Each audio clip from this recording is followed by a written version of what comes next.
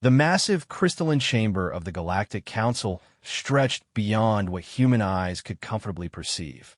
Ambassador Sarah Chan stood at the designated human podium, a tiny speck of flesh and bone surrounded by beings that towered, slithered, floated, and existed in forms that defied easy description.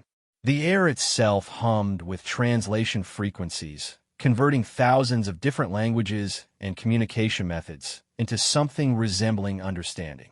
Sarah had been Earth's representative for 3 years now, ever since humanity had been grudgingly accepted into the Council as a probationary species. The title still left a bitter taste in her mouth. Probationary.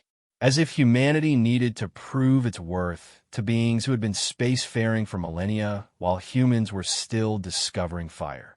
The current speaker, a creature that resembled a cross between a jellyfish and a computer mainframe, pulsed with bioluminescent patterns as it addressed the assembly. The Zephyrians were one of the founding species of the Council, their technological prowess matched only by their arrogance. The matter before us today concerns the human colony ship Prometheus, the speaker intoned through the translation matrix. As per Galactic Council Resolution 2847, all new settlements must be approved by the Colonial Oversight Committee before establishment. The humans have violated this fundamental law. Sarah felt her jaw tighten. Here they were again, being treated like children who had colored outside the lines. She activated her communication implant, her voice carrying clearly through the chamber's acoustics. With respect, honored speaker, humanity was never informed of Resolution 2847. When we joined this council 3 years ago, we were provided with the standard colonial protocols, which made no mention of pre-approval requirements for settlements within our designated expansion zones. A ripple of what Sarah had learned to recognize as amusement passed through several species sections. The Vorthak delegation, massive insectoid beings with chitinous exoskeletons, clicked their mandibles in what she hoped was approval rather than hunger. The speaker's luminescence shifted to deeper, more agitated hues. Ignorance of the law is not an acceptable defense, human representative. Your species' tendency toward unilateral action has been noted by this council on numerous occasions. Unilateral action? Sarah's voice carried a sharp edge now. You mean like when we responded to the Kepler station emergency, while 3 council species debated the proper committee to assign the rescue operation to? Or when we shared our quantum computing breakthroughs freely with all member species instead of hoarding them like certain founding members? The chamber fell silent. Even the constant background hum of life support systems seemed to pause. Sarah realized she had crossed a line, but she was tired of being lectured by species who seemed more concerned with bureaucratic procedure than actual progress. A new voice entered the conversation, deep and resonant like the sound of tectonic plates shifting. The Gorvani representative, a being that looked like living stone animated by pure will, spoke rarely but commanded attention when it did. The human raises valid points. Their species has demonstrated both resourcefulness and generosity since joining our alliance. Perhaps the issue is not their actions, but our communication of expectations. Sarah felt a moment of hope, but it was quickly crushed by the speaker's response. The Gorvani perspective is noted, but irrelevant. The law exists, and it has been broken. The human colony ship Prometheus must be recalled immediately, and the settlement disbanded. Furthermore, humanity's colonial expansion rights are hereby suspended pending a full review by the Compliance Committee. The words hit Sarah like a physical blow. The Prometheus carried 40,000 colonists, including families who had sold everything they owned for the chance at a new life on Kepler 442b. The planet was perfect for human habitation, with Earth-like gravity, abundant water, and a stable ecosystem. It had taken humanity 15 years to build the ship, and another 8 for the journey. "You can't be serious," Sarah said, her diplomatic training warring with her human instincts. "Those people have invested their entire lives in this venture. They've been on that planet for 2 years, establishing infrastructure, growing food, building homes. You're asking us to uproot 40,000 human lives because of a bureaucratic oversight. The speaker's patterns shifted to what Sarah had learned indicated finality. The decision is made. The humans will comply or face expulsion from the Galactic Council. Sarah looked around the chamber, searching for support among the assembled species. A few seemed uncomfortable with the harsh ruling, but none spoke up. The political calculus was simple. Humanity was young, small, and ultimately expendable in the grand scheme of galactic politics. And if we refuse? Sarah asked quietly. The chamber erupted in surprised chatter. The very concept of defying a council ruling was apparently so foreign that many species couldn't even process the question properly. Refuse. The speaker's bioluminescence flared bright enough to cause Sarah's eyes to water. No member species has ever refused a direct council mandate. Well, Sarah said, her voice carrying to every corner of the vast chamber, there's a first time for everything. The silence that followed was absolute. Sarah could hear her own heartbeat, could feel the weight of thousands of alien eyes upon her. She thought of the colonists on Kepler 442b, of the children taking their first steps on alien soil, of the families building something new and wonderful in defiance of the vast, cold universe. Let me be clear, she continued, her voice growing stronger. Humanity will not abandon our colony. We will not recall the Prometheus. We will not submit to the arbitrary whims of a council that treats us as second-class members while expecting first-class obedience. The speaker's form pulsed with what Sarah recognized as fury. Then, humanity will be expelled from the Galactic Council, effective immediately. You will lose all trade agreements, all technological exchanges, all protection under council law. Your species will be alone in the universe once again. Sarah smiled, and somehow that simple human expression seemed to unsettle the assembled aliens more than any threat could have. You seem to think that scares us, she said. But you've forgotten something important about humanity. We spent our entire evolutionary history alone on one small planet, fighting for survival against impossible odds. We reached for the stars before we even knew if anyone else was out there. We've always been alone in the ways that matter most. She began walking toward the exit, her footsteps echoing in the crystalline chamber. You can keep your counsel, she called over her shoulder. We'll keep our independence. As Sarah Chun left the Galactic Council for the last time, she couldn't have known that her words would echo through history. She couldn't have predicted that humanity's defiant departure would spark the greatest crisis the galactic community had ever faced. But she was about to find out. The journey back to Earth took 3 weeks via the fastest council transport Sarah could commandeer before her diplomatic immunity was revoked. She spent the time drafting her report and preparing for the storm that was sure to follow. The council had never faced open defiance before, and she suspected their response would be swift and harsh. What she didn't expect was to arrive at Earth, to find the planet already in chaos. News of the confrontation had reached Earth through unofficial channels, carried by sympathetic species and back-channel communications. The human government was split down the middle. Half wanted to negotiate a return to the council's good graces, while the other half supported Sarah's stance. Protests filled the streets of every major city, with independence and compliance factions clashing in increasingly violent confrontations. President Martinez met Sarah at the spaceport, his face grim. "Sarah, what have you done?"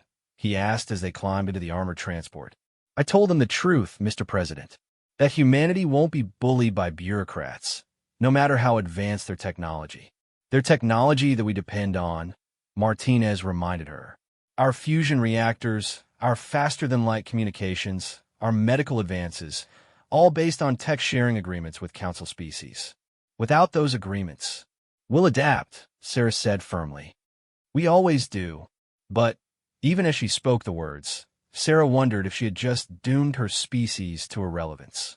The council controlled faster-than-light travel, antimatter production, and hundreds of other technologies that humanity had only begun to understand. Without access to these advances, Earth would be cut off from its growing colonies, isolated in a hostile universe. The transport arrived at the presidential complex, where Sarah was immediately escorted to an emergency session of the Security Council. The mood in the room was tense, with military leaders and civilian officials arguing in heated whispers. General Harrison, chairman of the Joint Chiefs, looked up as Sarah entered. "Ambassador Chun, I hope you have a plan, because as of 6 hours ago, every council species has severed diplomatic relations with Earth. Our colony ships are being denied docking rights at council stations. Our trade vessels are being turned away from established shipping lanes. And our deep space monitoring stations are detecting massive fleet movements heading toward the outer colonies." Sarah's blood ran cold. "What kind of fleet movements?" "Council Enforcement Division," Harrison replied. 3 battle groups, approximately 200 ships total.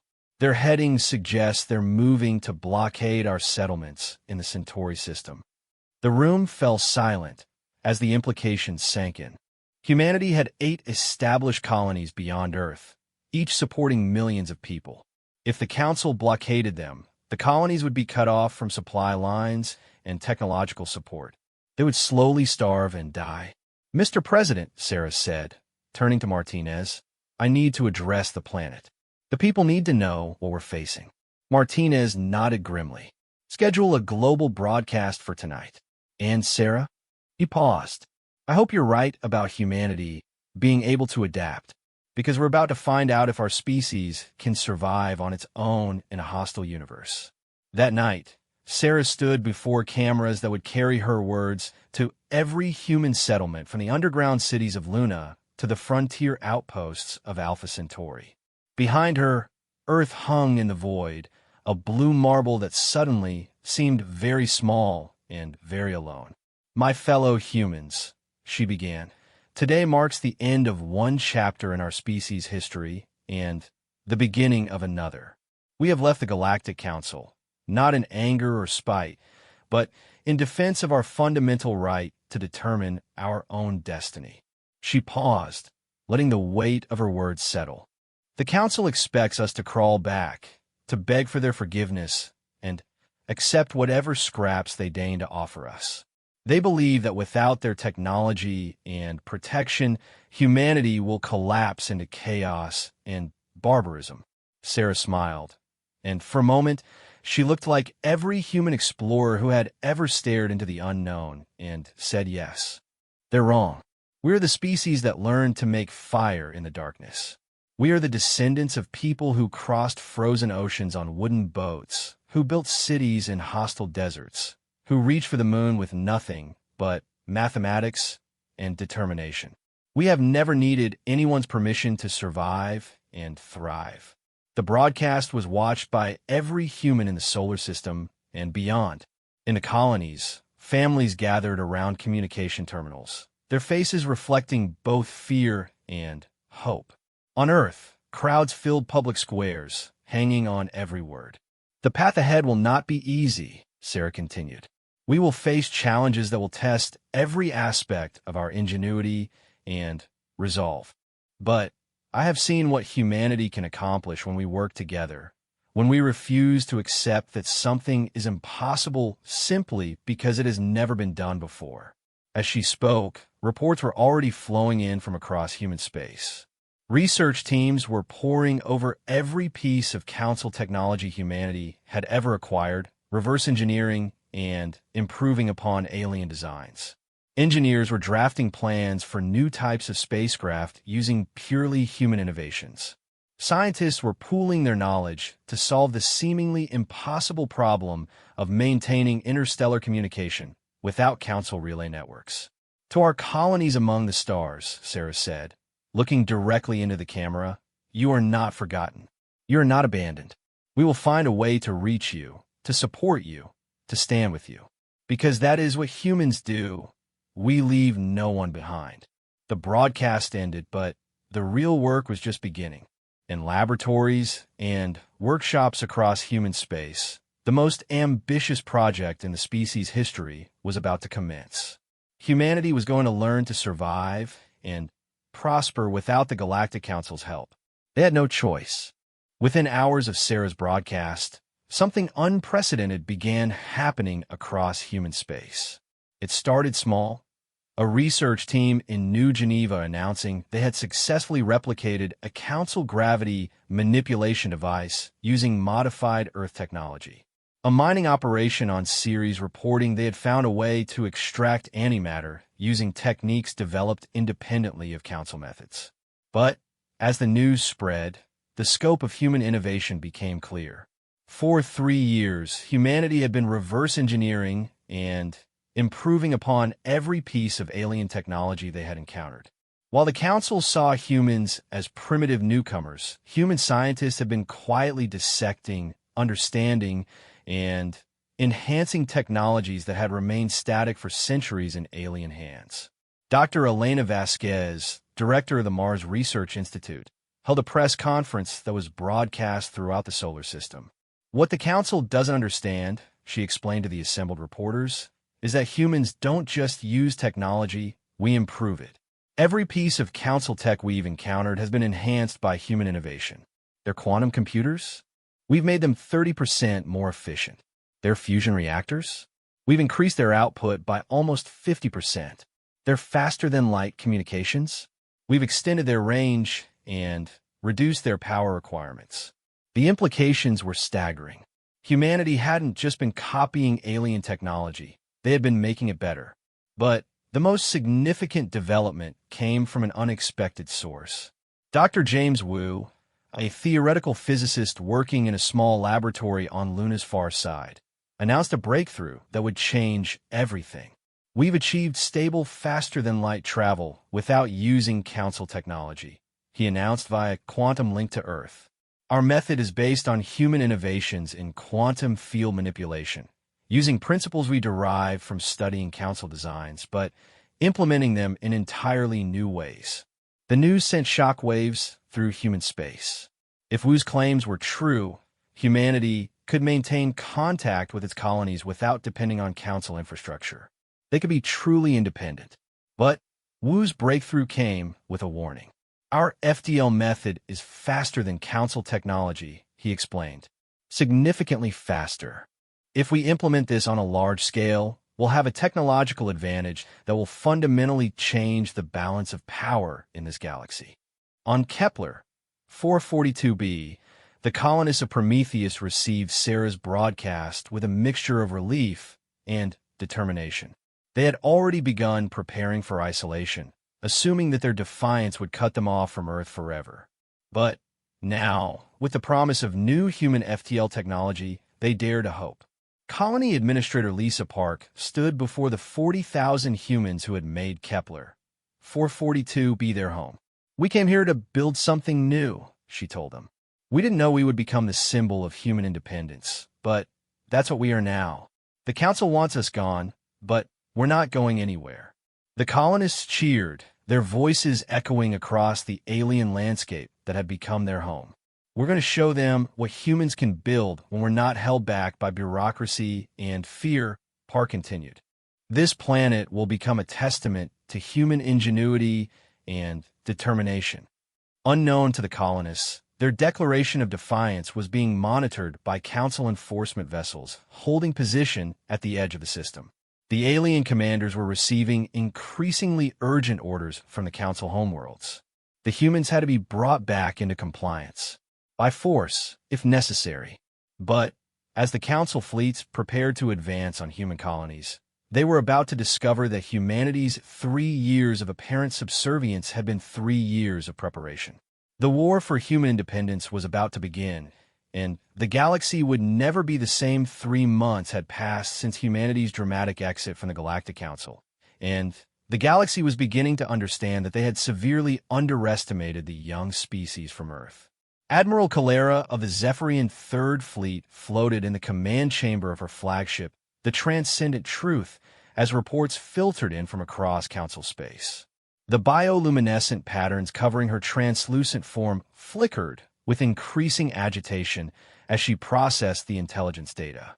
Explain to me again how a species that couldn't achieve faster-than-light travel without our assistance has somehow developed ships that outperform our best vessels, she demanded of her intelligence officer.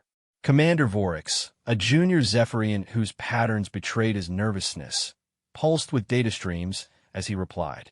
The humans appear to have been reverse engineering our technology from the moment they joined the Council. But they didn't simply copy our designs, they improved them. Impossible qu'il a dismissed. We have been refining our technology for over 10,000 years. A species that has been spacefaring for less than a century cannot simply improve upon our work.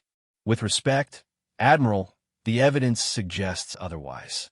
Human vessels have been detected traveling at speeds exceeding our maximum FTL capabilities by a factor of 3. Their ships appear smaller and more maneuverable than our designs, but carry significantly more firepower. And their communication systems. Vorix paused, his patterns dimming with concern. What about their communication systems? They appear to have achieved instantaneous galactic range communication.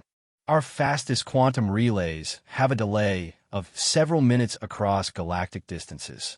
The humans are coordinating their forces in real time across light years. Admiral Calera's form flared with anger and disbelief. You're suggesting that in 3 months, the humans have not only achieved technological parity with the Council species, but have actually surpassed us? Not in 3 months, Admiral. Our analysis suggests they have been developing these capabilities for the entire duration of their Council membership. They were learning from us while simultaneously innovating beyond our understanding. The implications were staggering. The Galactic Council had always maintained its authority through technological superiority. Member species accepted Council rule because the alternatives, isolation, and technological stagnation, were worse than submission. But if humanity could not only survive outside the Council, but actively thrive and advance, it changed everything. What is the status of the blockade around the human colonies? Calera asked. Vorix's patterns shifted to deep blue, the Zephyrian equivalent of profound concern. Admiral, we have lost contact with Battle Group 7. The command chamber fell silent, except for the hum of life support systems. Lost contact. 57 ships, Admiral. They were maintaining position around the Alpha Centauri system when Vorix hesitated. When what, Commander? When a single human vessel appeared and demanded they withdraw from human space. When Battle Group 7 refused, the human ship disabled them. Disabled 57 Council warships? One human vessel. The human ship identified itself as the UES Indomitable. It used some form of advanced electromagnetic pulse that completely shut down our ship's systems without causing permanent damage. Then it tractored the entire battle group to the edge of the system and released them with a message. Calera's form was now pulsing with patterns of fury. What message? That this was a warning. That any Council vessels found in human space would be removed. And that humanity was prepared to defend itself by any means necessary. The report from Alpha Centauri was just the beginning. Similar incidents were occurring across human space as Council forces discovered that their technological advantages had been neutralized. Ships that had dominated the galaxy for millennia were being outmaneuvered and outgunned by vessels built by a species the Council had considered barely civilized. On Earth, President Martinez stood in the Situation Room deep beneath the presidential complex, watching as real-time reports flowed in from across human space. General Harrison, he said to the chairman of the Joint Chiefs, "Tell me we have some good news." Harrison smiled grimly. "Actually, Mr. President, the news is better than we dared hope. Our new FTL drives are performing beyond expectations. We've re-established contact with all our colonies. Supply runs that used to take months are now completed in days. And our defensive capabilities..." He gestured to a holographic display showing the Alpha Centauri system. The Indomitable's encounter with the Council blockade was our first real test of human military technology against theirs. The results speak for themselves. Martinez studied the display, showing the positions of disabled Council warships being towed away from human space. "No casualties." "None, sir." Captain Rodriguez was very specific about that. We're not at war with the Council. We're simply asserting our independence. But we wanted to make it clear that we're capable of defending that independence. The strategy was working better than anyone had anticipated. Instead of engaging in destructive warfare, humanity was demonstrating overwhelming technological superiority while maintaining moral authority. They weren't the aggressors. They were simply defending their right to exist independently. But the real shock came when Dr. Wu arrived from Luna with news that would change everything. "Mr. President," Wu said as he entered the Situation Room, still wearing his laboratory clothes, "we need to talk. Privately." Martinez dismissed the other officials and activated the room's privacy shields. "What is it, Doctor?" Wu pulled out a small device that looked like nothing more than a metallic sphere. "This is a prototype quantum-dimensional interface," he explained. "It allows instantaneous travel between any 2 points in the universe." Martinez stared at the device. "Instantaneous. Not faster than light, Mr. President. Instantaneous. As in, zero travel time between point A and point B, regardless of distance." The implications were staggering. If humanity possessed truly instantaneous travel, they would have an insurmountable advantage over every other species in the galaxy. "How is this possible?" Martinez asked. "We've been studying quantum mechanics differently than the Council species," Wu explained. "They see the universe as a series of interconnected dimensions that must be navigated. We've discovered that it's actually a single dimension that can be folded. Imagine a piece of paper with 2 points on opposite ends. Instead of traveling across the surface, we've learned to fold the paper so the points touch. And this works?" Wu smiled. "I just traveled here from Luna, Mr. President. The trip took 37 nanoseconds." As the implications of humanity's technological breakthrough began to sink in, similar conversations were taking place in the highest levels of government across Earth and its colonies. Humanity had not just achieved independence from the Galactic Council. They had potentially leapfrogged every other species in terms of technological advancement. On Kepler 442b, Colony Administrator Lisa Park was meeting with her senior staff when a quantum communication from Earth arrived. "Are you telling me," she said slowly, "that we now have technology that makes us potentially the most advanced species in the galaxy?" "That's exactly what we're saying," came the reply from Dr. Wu, his image flickering slightly over the quantum link. "But it comes with enormous responsibility. We have the power to reshape galactic civilization, but we need to decide how we want to use it." The question was being debated in emergency sessions across human space. Some argued for using their technological advantage to establish human dominance over the galaxy. Others suggested sharing their discoveries with selected species to build a new alliance. Still others believed humanity should retreat into isolation, using their advanced technology to build an impenetrable fortress around human space. But it was Saracen who proposed the most audacious plan of all. "We don't conquer the galaxy," she said during a council meeting on Earth. "We remake it." "What do you mean?" President Martinez asked. "The Galactic Council maintains its power through technological monopoly and bureaucratic control," Sarah explained. "They keep other species dependent and subservient. What if we broke that system entirely?" She activated a holographic display showing the galaxy's political structure. "We share our technology freely with every species that wants it, not as a trade agreement or alliance, but as a gift. We give away faster-than-light travel, advanced communication systems, improved energy generation, quantum-dimensional interfaces, everything." The room was silent as the implications sank in. "That would cause the complete collapse of the council system," General Harrison observed. "Exactly," Sarah replied.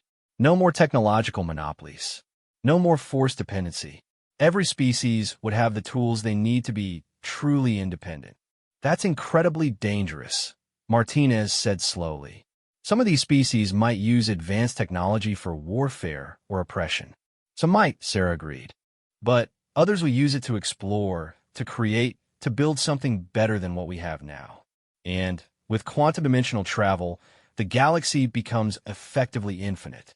There's room for everyone to find their own path. The debate raged for hours, but gradually, consensus began to form around Sarah's radical proposal. Humanity had the power to reshape galactic civilization, but instead of using that power to dominate, they would use it to liberate. The decision was made. Humanity would not become the new galactic overlords. Instead, they would tear down the existing system and give every species the chance to determine its own destiny. But first, they had to survive the Council's response. Reports were arriving from across the galaxy of massive military buildups in Council space. The Zephyrians were mobilizing their entire battle fleet. The Gorvani were activating their planet-killing dreadnoughts. The insectoid Vorthak were breeding warrior castes specifically designed for ship-to-ship combat. The Council had realized that humanity represented an existential threat to their entire system of government. If other species learned that independence and technological advancement were possible, the Council's authority would collapse. They were preparing for total war. Admiral Calera stood in the Grand Strategy Chamber of the Council's military headquarters, a space station the size of a small moon that served as the nerve center for the galaxy's most powerful military force. Around her, representatives from dozens of species debated humanity's fate. "The situation is clear," she announced, her bioluminescent patterns commanding attention from across the chamber. "Humanity has developed technology that threatens the fundamental structure of galactic civilization. They must be brought back under Council control, regardless of the cost." The Gorvani military commander, a living mountain of sentient stone named Chromac, spoke with a voice of grinding bedrock. "The humans have made their choice. They wish to live outside the Council's protection. Perhaps we should grant them this wish permanently." Murmurs of agreement rippled through the assembly. The implications were clear. If humanity could not be controlled, they would be eliminated. "How large is their fleet?" asked the Vorthak Queen Admiral, her compound eyes glittering with predatory interest. "Unknown," Calera admitted. "Our intelligence suggests they have been building ships in secret for years. Conservative estimates put their military strength at several hundred vessels. But, given their technological capabilities, ship-for-ship comparisons may be meaningless. A single human vessel was able to disable 57 of our warships without taking damage." The chamber fell silent as the assembled military leaders grappled with the possibility that their overwhelming numerical advantage might not matter. "What do you recommend, Admiral?" asked the Speaker of the Council, whose image was being projected into the chamber from the civilian government complex. Calera's patterns shifted to the deep red of absolute determination. "Total mobilization. We gather every warship in Council space, 10,000 vessels if necessary. We surround human space and demand their unconditional surrender. If they refuse, we eliminate every human settlement in the galaxy." "That would be genocide," observed a representative from the peaceful Etherians, whose species had joined the Council specifically to avoid such conflicts. "It would be survival," Calera replied coldly. "If humanity's technology spreads to other species, the Council as we know it will cease to exist. Billions of lives depend on maintaining the stability we have built over millennia." The vote was called, and the result was unanimous among the military species. The Council would mobilize its entire fleet for a final confrontation with humanity. But as the orders went out across Council space, activating reserves and calling in ships from the farthest reaches of the galaxy, none of the assembled leaders could have predicted what humanity's response would be. Because humanity had already made their choice, and it wasn't what anyone expected. 3 days after the Council's mobilization order, every major news network in the galaxy received an identical transmission. The message appeared simultaneously on screens from the core worlds to the outer rim, transmitted through technology that bypassed every security system and communication protocol the Council had ever developed. The face that appeared on billions of screens was human, a middle-aged woman with prematurely gray hair and eyes that had seen too much. My name is Dr. Elena Vasquez, the woman said, speaking in the Galactic common tongue, but with inflections that marked her as distinctly human. I am the director of the Human Technology Sharing Initiative, and I have an announcement that will change the future of this galaxy. The transmission was being watched by shocked officials in the council chambers, by ordinary citizens on thousands of worlds, and by military commanders preparing for what they believed would be the final war against humanity. In 72 hours, Dr. Vasquez continued, humanity will begin freely sharing all of our technological advances with any species that requests them. Faster-than-light travel, quantum-dimensional interfaces, advanced energy systems, instantaneous communication. All of it will be made available without cost or restriction. The galaxy reacted with stunned silence, followed quickly by chaos. We are not doing this to gain allies or to build an empire, Vasquez explained. We are doing this because we believe that every sentient species deserves the chance to determine its own destiny, free from technological dependency or political coercion. She paused, and her expression hardened. To the Galactic Council, I say this: your age is ending. Not because humanity seeks to replace you, but because the galaxy is about to become a place where your authority is irrelevant. When every species has access to advanced technology, when no one needs your permission to travel the stars or communicate across the void, your power will simply evaporate. The transmission ended, but its effects were immediate and profound. On worlds across the galaxy, governments and populations erupted in a heated debates. Some species demanded that their leaders immediately request access to human technology. Others called for their governments to reject humanity's offer and stand with the Council. Still others began making plans to send representatives to human space, regardless of their government's official positions. In the Council chambers, panic was setting in. This changes everything, the speaker admitted to the assembled representatives. If even half the galaxy accepts humanity's offer, our authority will collapse within months. But Admiral Calera had a different perspective. This gives us a clear target, she said, her patterns pulsing with deadly intent. We know exactly where the humans plan to begin distributing their technology. We intercept them there and eliminate the threat permanently. You're talking about attacking civilian vessels, protested the Etherian representative. I'm talking about preventing the collapse of galactic civilization, Calera replied. The humans have forced our hand.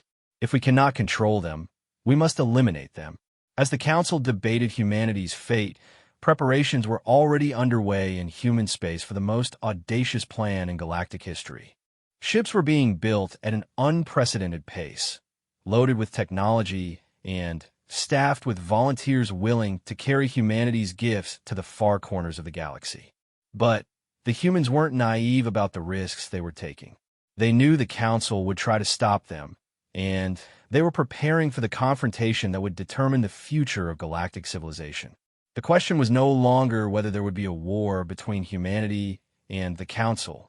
The question was whether humanity could change the galaxy before the Council could destroy them.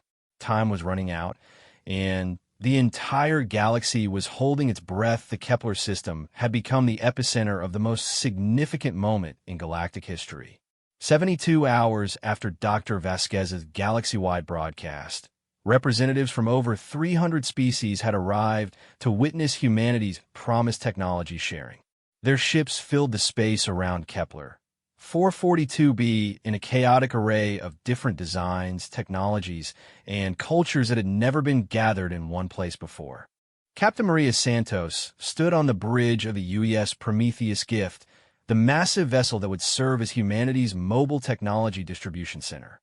Through the viewports, she could see ships from species she had never encountered, crystalline vessels that pulsed with internal light, organic ships that seemed to breathe in the vacuum of space, and mechanical constructs that defied easy categorization. Status report, she requested from her communications officer. Lieutenant Chin scrolled through her displays. We have confirmed attendance from 317 different species. 67 of them are not Council members.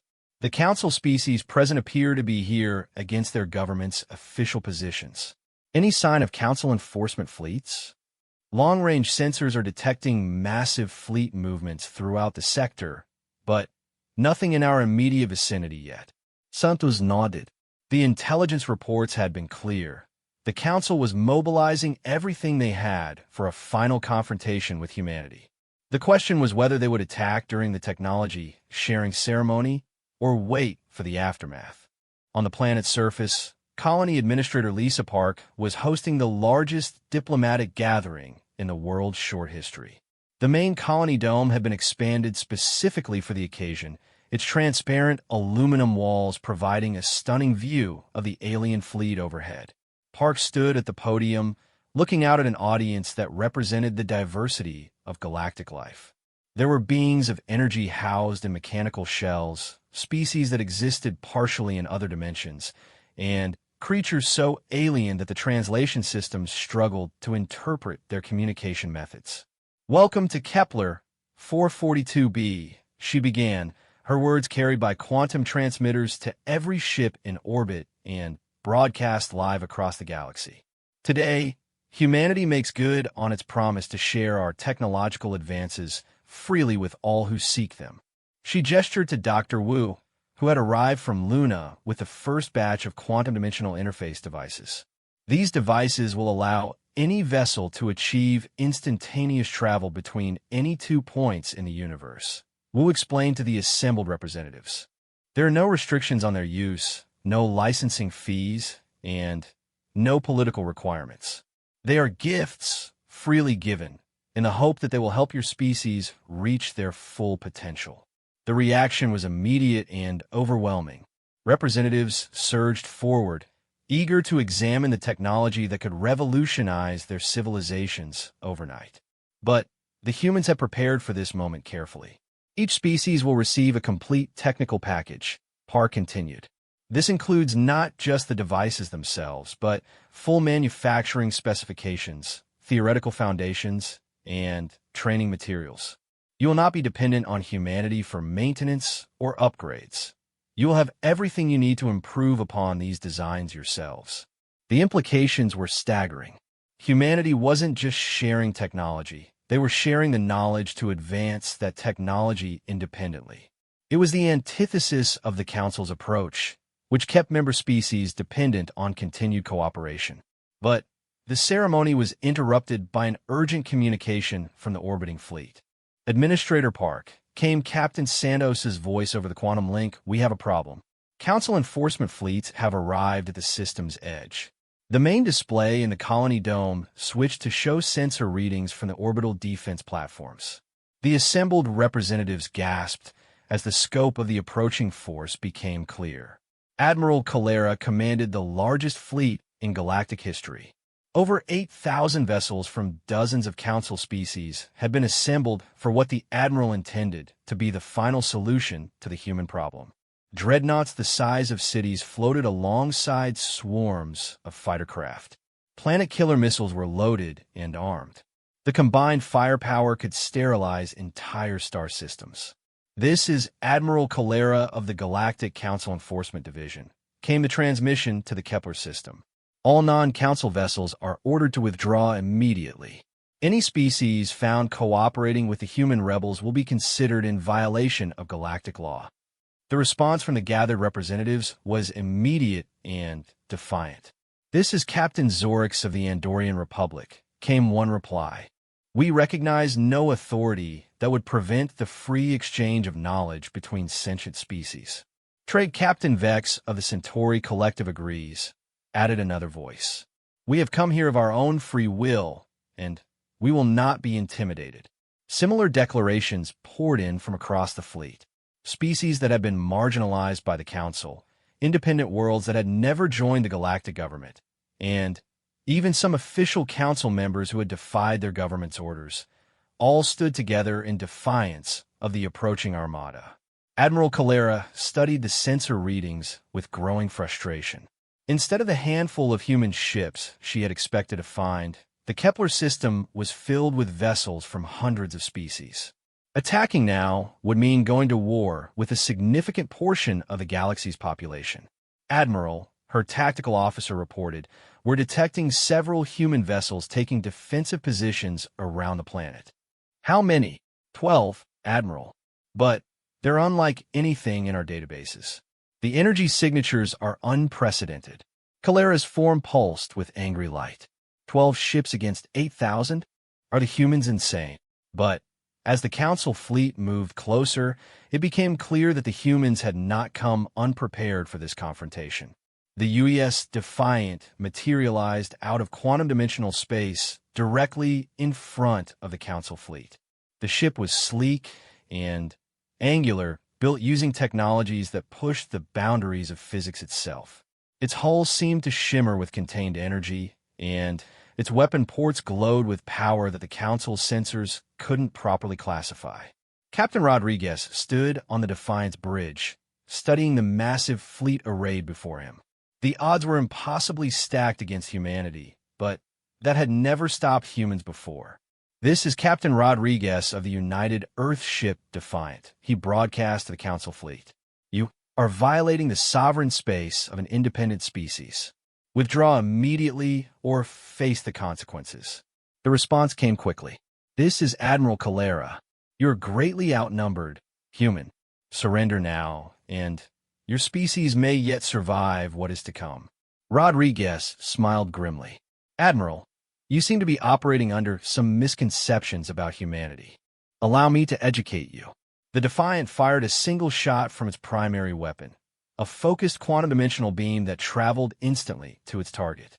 The beam struck the Council fleet's flagship, the massive dreadnought Eternal Dominion, and simply unmade it.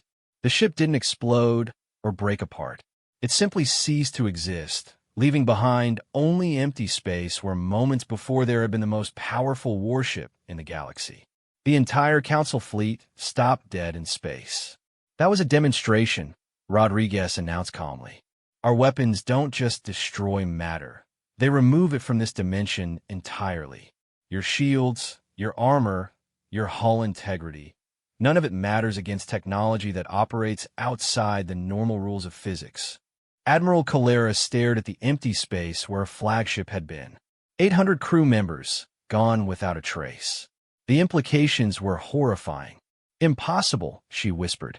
Admiral, her tactical officer reported with barely controlled terror. We're detecting quantum-dimensional distortions throughout our fleet. The humans have surrounded us. Indeed, 11 more human vessels had materialized around the Council fleet, their weapons trained on key ships throughout the formation. The hunters had become the hunted. This is your final warning, Rodriguez continued. Withdraw from this system and return to Council space. Any attempt to interfere with the peaceful sharing of technology will be met with the complete elimination of your forces. But even as the immediate military threat was neutralized, the real battle was taking place on a different level entirely. Across the galaxy, the live broadcast of the confrontation was being watched by billions of beings. They had seen the Council's massive fleet arrive to prevent the free sharing of technology. They had seen humanity's impossible defense against overwhelming odds. And they were drawing their own conclusions about which side represented freedom and which represented oppression. On Centauri Prime, capital of one of the Council's most loyal member species, riots were breaking out in the streets.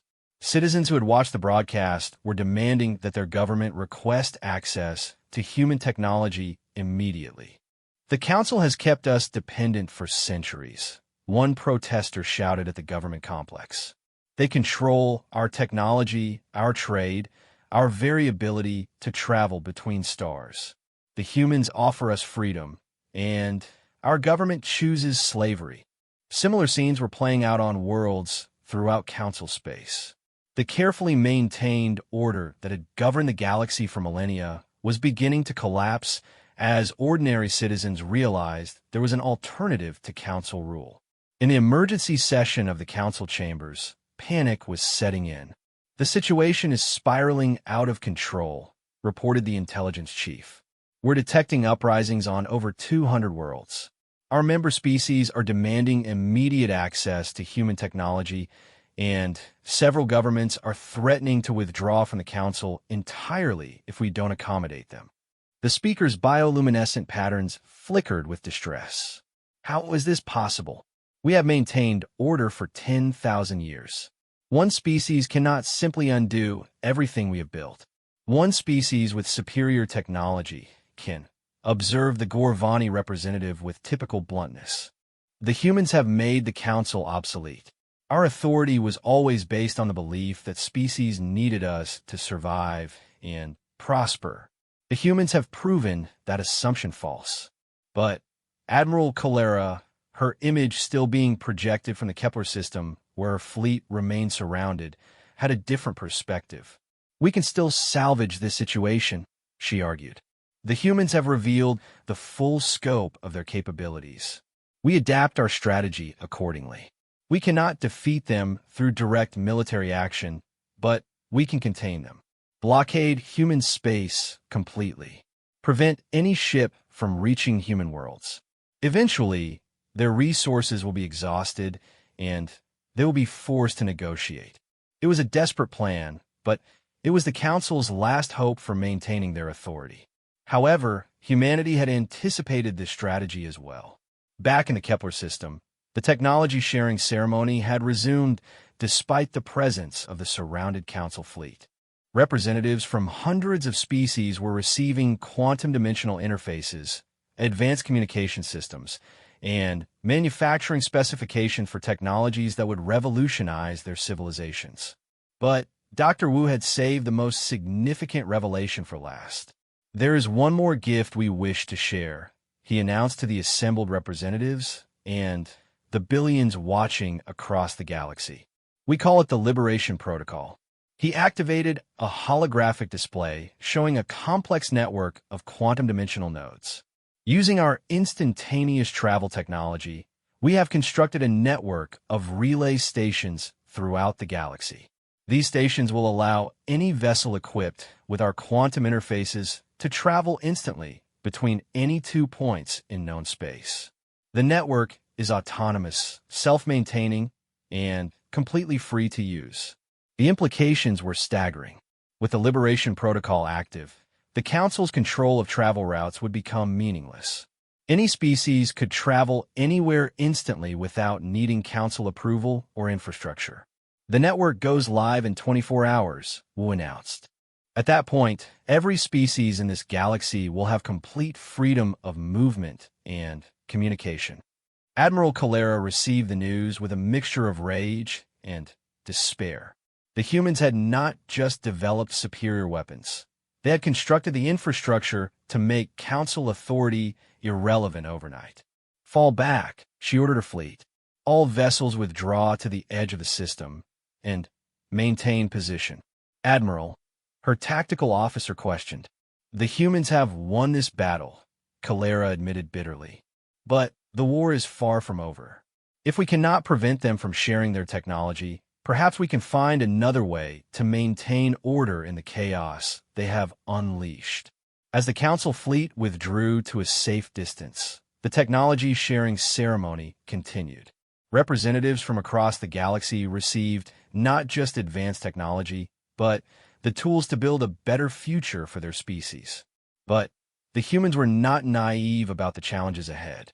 They had shattered the old order, but building something better would require the cooperation of hundreds of species with different values, needs, and ambitions. Sarah Chun, watching the ceremony from Earth, knew that humanity had just taken an irreversible step into an uncertain future. They had given the galaxy the tools for unprecedented prosperity and freedom, but those same tools could be used for conquest and oppression. The next phase of human history and galactic civilization was about to begin, and no one could predict how it would unfold 6 months after the Liberation Protocol went online. The galaxy had become unrecognizable. The ancient trade routes that had defined galactic commerce for millennia were now obsolete. Ships could travel instantly between any 2 points in the galaxy using the quantum dimensional network that humanity had freely provided. Independent worlds that had been isolated for centuries were suddenly connected to the galactic community. Species that had never been able to afford Council transportation fees were now exploring distant stars. President Martinez stood in the observatory deck of the new Earth Station Alpha, watching as ships from dozens of different species arrived and departed through quantum gateways. The station had been built in just 4 months using collaborative technology from multiple species: human quantum engineering, Andalite bioorganic materials, Centauri energy systems, and dozens of other innovations that had emerged from the free exchange of knowledge. "The reports are remarkable," Dr. Vasquez said, joining him at the observation window. "Trade has increased by over 3,000%. Scientific collaboration projects have multiplied by a factor of 50. We're seeing technological advances happening in months that used to take decades." "And the Council?" Martinez asked. Vasquez's expression grew more serious. "They're adapting faster than we anticipated. Admiral Calera has been replaced by someone more pragmatic, Admiral Thane of the Regellian Empire. Instead of trying to destroy the New Order, they're attempting to co-opt it." Indeed, the Galactic Council had not collapsed as many had predicted. Instead, they had undergone a radical transformation. The authoritarian structure that had governed the galaxy for millennia was evolving into something entirely new, a loose confederation that provided services rather than demanded obedience. Admiral Thane, a being whose species had evolved from energy-based life forms, understood the new reality better than his predecessor. The Council could no longer control technology or movement, but they could still offer value to galactic civilization through coordination, mediation, and expertise. In the renovated Council chambers, Thane addressed the Assembly of Species Representatives, a body that had grown from a few dozen founding members to over 800 different civilizations. "The age of Council authority is over," he announced, his translated words carrying across the vast chamber. "We can either evolve with the changing galaxy or become irrelevant. I propose we choose evolution." The chamber buzzed with discussion as species that had never been allowed to speak in Council proceedings suddenly found their voices heard and valued. "What exactly are you proposing?" asked Ambassador Zorix of the Andorian Republic, one of the many species that had benefited dramatically from access to human technology. "I propose we become what we always claimed to be," Thane replied. "A council of equals, working together for mutual benefit. No more technological monopolies. No more enforced dependencies. No more assumed authority over sovereign species." It was a radical transformation, but the alternative was complete irrelevance.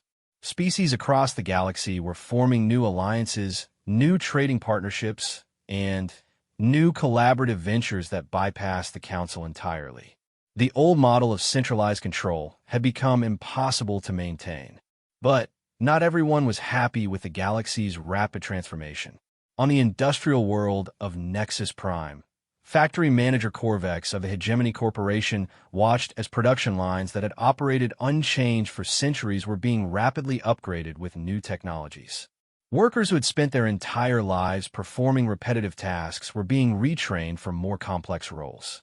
The rigid hierarchy that had maintained order was dissolving as information and capabilities became democratized. "This chaos cannot continue," Corvex complained to his superior via quantum communication. "Our workers are demanding higher wages, better conditions, and decision-making authority. The old contracts and agreements that guaranteed our profits are being challenged everywhere." The response was cold and calculating. "Then we adapt or we perish. The humans have given every species the tools to be self-sufficient. That includes the tools to ignore corporate exploitation. Find new ways to provide value, or find yourself replaced by those who can." It was a conversation happening in boardrooms and power centers across the galaxy. Traditional hierarchies were collapsing as individuals and communities gained access to technologies that made them independent of established power structures. But the most dramatic changes were happening in places that had been forgotten by the old order. The Outer Rim had always been the galaxy's backwater, worlds too poor or too remote to matter to the Council species.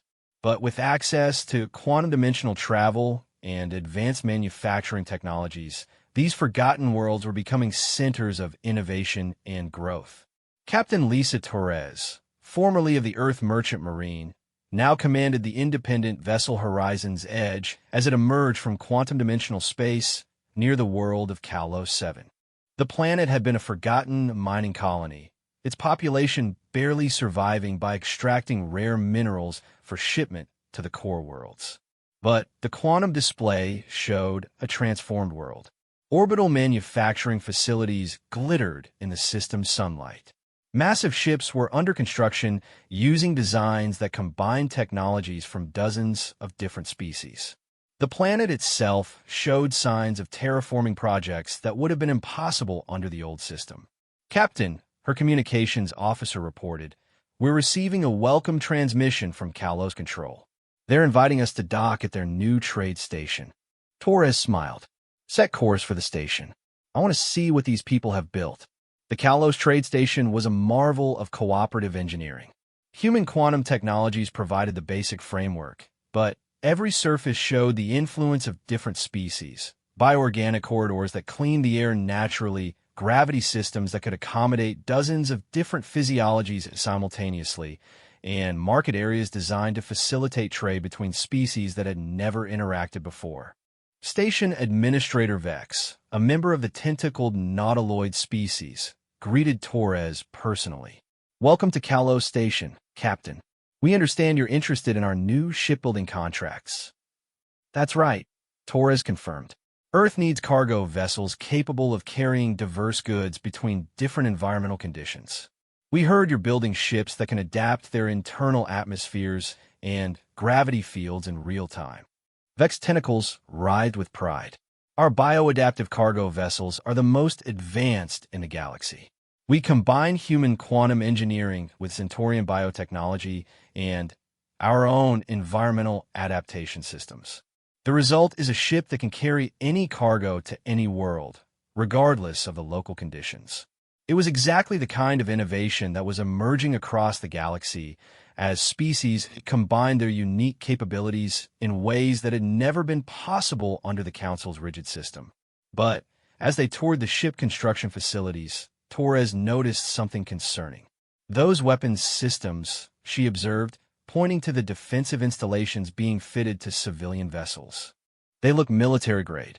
Vex's tentacles darkened slightly. "Unfortunately necessary, Captain.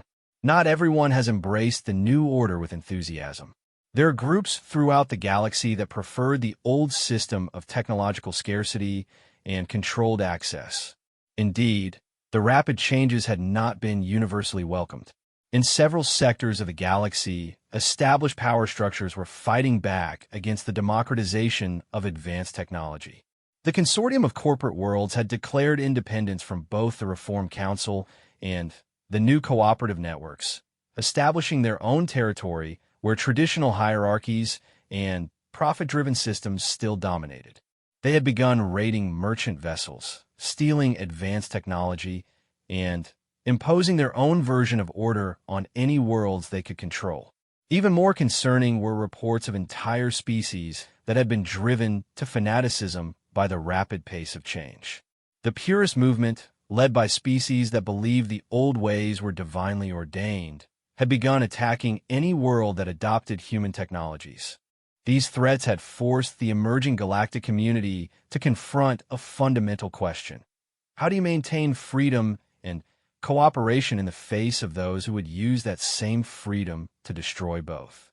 The answer was beginning to emerge in the form of the Mutual Defense Cooperative, an alliance of species and worlds that had committed to protecting each other against any group that sought to reimpose authoritarian control.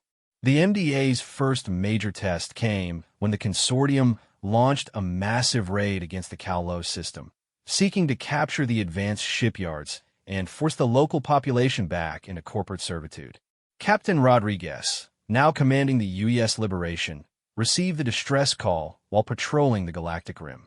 "Captain," his tactical officer reported, We're receiving an emergency broadcast from Kalos 7. They're under attack by a consortium battle fleet. Estimated strength, 200 vessels. Course to Kalos, maximum quantum acceleration, Rodriguez ordered. And send word to all MDA vessels in this sector.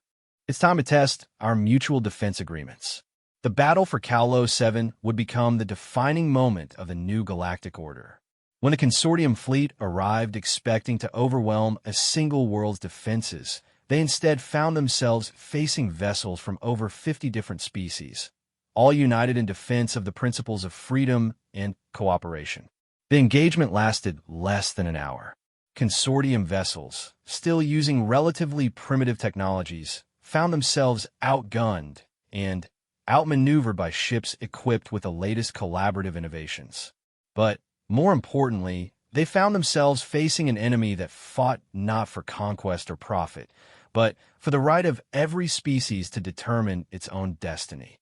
As the surviving consortium vessels retreated, Captain Torres transmitted a message that would be broadcast throughout the galaxy. This is Captain Torres of the Mutual Defense Cooperative. To any group that believes they can reimpose the old order through force, understand this. The galaxy has changed.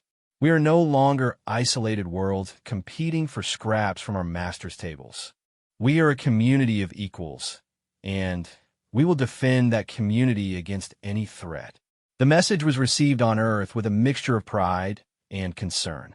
Humanity had successfully liberated the galaxy from authoritarian control, but they had also unleashed forces that could not be easily predicted or controlled. Sarah Chun, now serving as Earth's representative to the Reformed Council, stood in the human embassy on the council station. Through the windows, she could see ships from hundreds of different species docking and departing, their crews engaged in trade, diplomacy, and collaboration that would have been impossible just months earlier. "We did it," she said to Dr. Wu, who had arrived to brief her on the latest technological developments. "We broke the old system and gave the galaxy a chance to build something better. The question now," Wu replied, "is whether we can guide that change in positive directions. We've given every species the tools to build utopia or hell. The choice is theirs to make."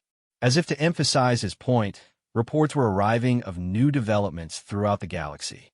Some species were using their newfound freedom to explore distant stars and build incredible new civilizations. Others were turning their advanced technologies toward warfare and conquest. The galaxy was free, but freedom brought both opportunities and dangers that no one had fully anticipated. The next chapter of galactic history was being written by thousands of different species, each making their own choices about how to use the gifts humanity had provided. And humanity could only watch and hope that they had made the right decision in walking away from the Galactic Council all those months ago, 2 years after humanity walked away from the Galactic Council. Sarah Chun stood in the observation deck of the newest marvel of galactic cooperation, the Unity Station. Built in the space between galaxies, the massive structure served as a meeting point for the representatives of over 2,000 different species and civilizations. The station itself was a testament to what could be achieved when beings work together as equals rather than subjects and rulers. Human quantum engineering provided the structural framework that allowed the station to exist in the void between galaxies. Centauri biotechnology created living sections that could adapt to the needs of any visiting species. Rigelian energy systems powered computational networks that could translate between millions of different languages and communication methods simultaneously. "It's beautiful, isn't it?" said Admiral Thane, whose energy-based form shimmered beside her at the observation window. The former Council military leader had become one of humanity's strongest allies in building the new galactic order. "It represents everything we hoped for when we made our choice," Sarah agreed. "Free cooperation between equals, unrestricted by artificial hierarchies or technological monopolies." Through the transparent aluminum windows, they watched as ships from civilizations that had never met before docked together, their crews working to establish new trade relationships, research partnerships, and cultural exchanges. But even as they celebrated the success of the new order, both leaders were aware of the challenges that remained. The latest reports from the consortium territories? Sarah asked. Thane's form dimmed slightly. Still concerning. CEO Vax has declared himself emperor of the corporate worlds and is demanding tribute from any vessel passing through his claimed territory. His forces now control nearly 50 star systems, and they're using captured human technology to build increasingly powerful weapons. It was the dark side of humanity's gift to the galaxy. By freely sharing advanced technology, they had ensured that authoritarian groups could also access those same capabilities. The corporate consortium had become a genuine threat to the emerging galactic community, using their stolen technology to build an empire based on the old principles of exploitation and control. And the Purest Alliance? Prophet Zereth has gathered followers from nearly 200 species, Thane reported grimly. They believe the old ways of technological scarcity and enforced hierarchy were divinely ordained. They see our cooperative networks as blasphemy against the natural order. The Purest Alliance represented a different kind of threat, fanaticism driven by religious conviction rather than economic greed. They had rejected all human technologies as corruption, but ironically were using those same technologies in their attempts to destroy the new galactic order. Perhaps, Sarah mused, we were naive to think that simply providing technology would automatically lead to positive outcomes. No, Tane du seguirid firmly. What you provided was choice. For the first time in galactic history, every species has the tools they need to determine their own destiny. Some will choose poorly, but that is the price of freedom. Indeed, for every negative development, there were dozens of positive ones. The Exploration Corps, a cooperative venture between 300 species, had launched the first expedition to the neighboring Andromeda galaxy. The scientific collective had achieved breakthrough after breakthrough, including the discovery of life-bearing worlds that could support multiple different species simultaneously. Most remarkably, the crime and conflict that many had predicted would result from the collapse of central authority had actually decreased. When species no longer competed for scarce resources or limited technological access, the primary sources of interstellar conflict had simply evaporated. But the greatest test of the new order was about to begin. In the depths of space, beyond the edge of the local group, something had been watching the transformation of the galaxy with growing interest.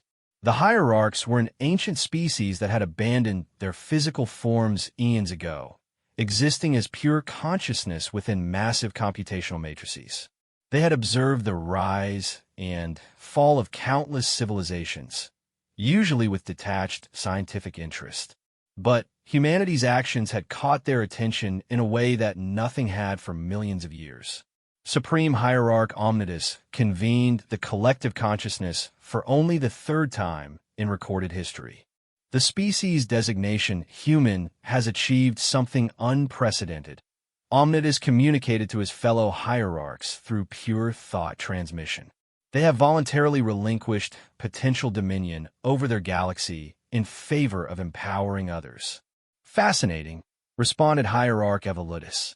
In all our observations of galactic civilizations, species that achieve technological superiority invariably use that superiority to establish dominance.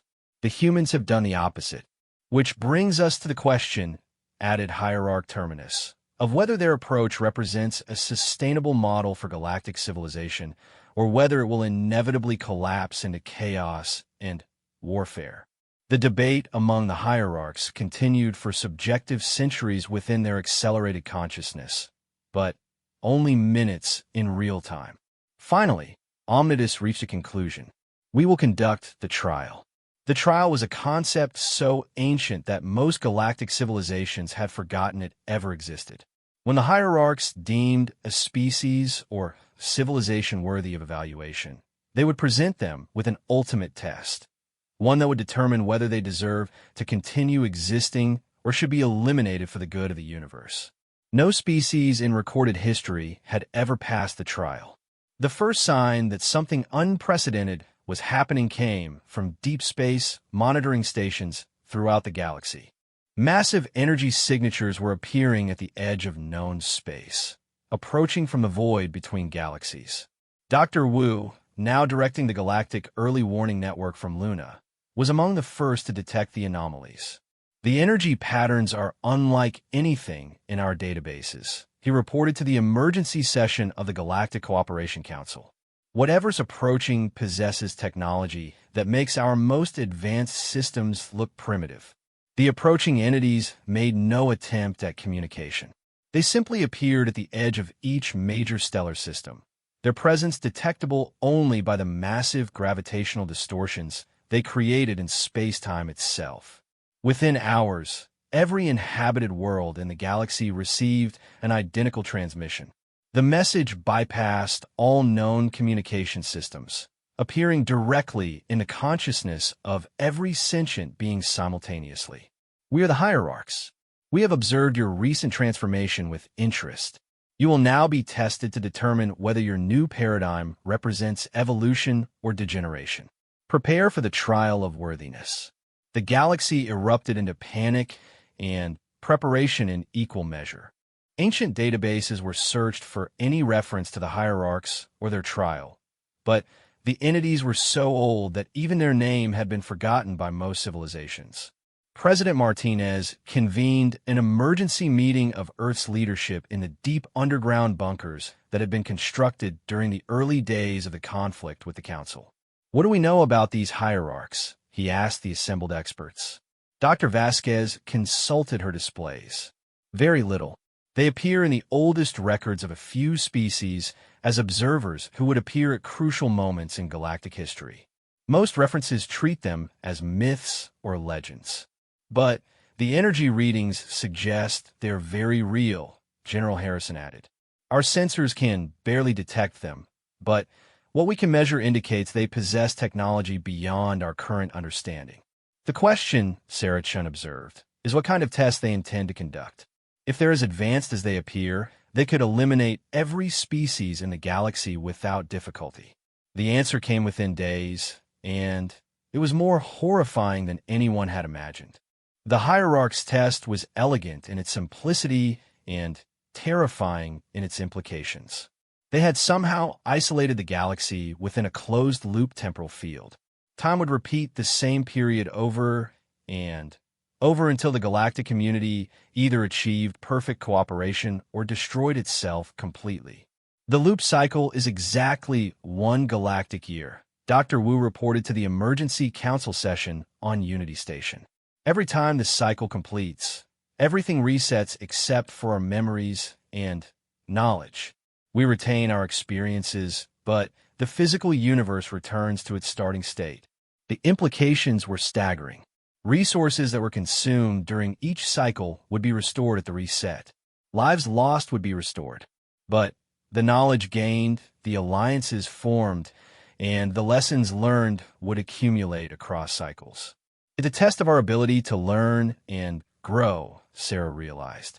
Each cycle, we have the opportunity to make better choices based on what we've learned from previous attempts. But the test came with a terrifying deadline. If the galaxy failed to achieve the hierarch's standards of cooperation within 1,000 cycles, every sentient species would be eliminated permanently. The first cycle was a disaster. Panic spread across the galaxy as species and governments tried to hoard resources and prepare for an uncertain future. The corporate consortium launched massive raids to capture as much territory as possible before the reset. The Purist Alliance declared holy war on anyone using advanced technology. Even a mutual defense cooperative struggled to maintain order as fear and desperation drove former allies to conflict. When the cycle reset occurred, Sarah found herself back on Unity Station, watching as the same ships that had been destroyed in the final days of the cycle docked peacefully once again. We have to do better, she told the emergency session of galactic leaders. We have 999 chances remaining to prove that cooperation is possible. The second cycle went somewhat better. With knowledge of what would happen, the galactic community was able to prevent some of the worst conflicts. But new problems emerged as different species tried to use their advanced knowledge to gain advantages over others. By the 10th cycle, patterns were becoming clear. The species that embraced cooperation and shared their knowledge freely made the most progress. Those that tried to use the resets for personal gain found themselves increasingly isolated and irrelevant. But it was during the 57th cycle that the breakthrough occurred. A young human diplomat named Marcus Webb had been working with representatives from the Consortium and Purist Alliance, not trying to defeat them, but trying to understand the fundamental fears and needs that drove their destructive behavior. "They're not evil," he reported to Sarah. "They're terrified. The corporate consortium is driven by fear of scarcity. They believe that resources and opportunities are finite, so they must be hoarded. The Purist Alliance is driven by fear of change. They believe that too much transformation will destroy everything they value." "Can we address those fears?" Sarah asked. "I think so. But it requires us to acknowledge that our rapid transformation of galactic society has left some people behind. We need to find ways to include them in the new order rather than forcing them to conform or be excluded." The insight led to a new approach. Instead of opposing the authoritarian groups, the galactic community began reaching out to them, addressing their underlying concerns, and finding ways to include them in the cooperative networks. It took 300 cycles to perfect the approach, but gradually, even the most resistant groups began to see the benefits of cooperation over conflict. The corporate worlds discovered that shared resources and collaborative innovation generated more wealth than exploitation ever could. The Purist Alliance found ways to preserve their values while embracing beneficial changes. By the 700th cycle, something unprecedented in galactic history was emerging. A truly unified community of species working together as equals, with no one left behind or excluded. The final test came in the 999th cycle. The hierarchs revealed themselves fully for the first time, their forms appearing as beings of pure light and consciousness above every inhabited world simultaneously. "You have learned to cooperate within your single galaxy," Supreme Hierarch Omnidus communicated to every sentient being. "But the ultimate test is this. Will you extend that cooperation to those who have tested you?" The challenge was clear. The hierarchs had put the galaxy through nearly 1,000 cycles of repeated testing, causing untold suffering in the process. The ultimate test of the galactic community's commitment to cooperation was whether they would accept even their tormentors as equals. The debate raged across the galaxy and throughout the community of species. Some called for revenge against the hierarchs for their cruel testing. Others argued that the hierarchs had provided an invaluable service by forcing the galaxy to evolve beyond its previous limitations. But it was humanity that provided the final answer. "We invite you to join us," Sarah Chan broadcast to the hierarchs from Unity Station. "Not as our superiors or our subjects, but as equals in a community of consciousness. You have much to teach us, and perhaps we have something to offer you as well." The response was immediate and profound. The temporal loop collapsed, returning the galaxy to normal time. But the hierarchs did not disappear. Instead, they began the long process of reintegrating with physical reality, sharing their eons of accumulated knowledge with the galactic community they had helped to create. Years later, Sarah Chun stood once again in the observation deck of Unity Station, now expanded to accommodate beings from multiple galaxies and dimensions. The station had become the heart of a cooperative network that spanned not just the Milky Way, but neighboring galaxies as well. "Was it worth it?" asked Marcus Webb, now serving as humanity's ambassador to the hierarchs. All the suffering, all the repeated cycles of conflict and learning. Sarah considered the question as she watched ships from thousands of different species and civilizations working together in perfect harmony. The galaxy we have now, where every being has the opportunity to reach their full potential, where cooperation has replaced exploitation, where diversity is celebrated rather than feared. Yes, it was worth it. She paused, watching as a group of young beings from dozens different species worked together on a joint project, their different capabilities combining to create something none of them could have achieved alone. We walked away from the Galactic Council because we believe that every species deserved the right to determine its own destiny, she continued. What we discovered is that true freedom isn't about independence. It's about the choice to work together as equals. The transformation that had begun with humanity's defiant departure from the council chambers had become something far greater than anyone could have imagined. The galaxy had evolved from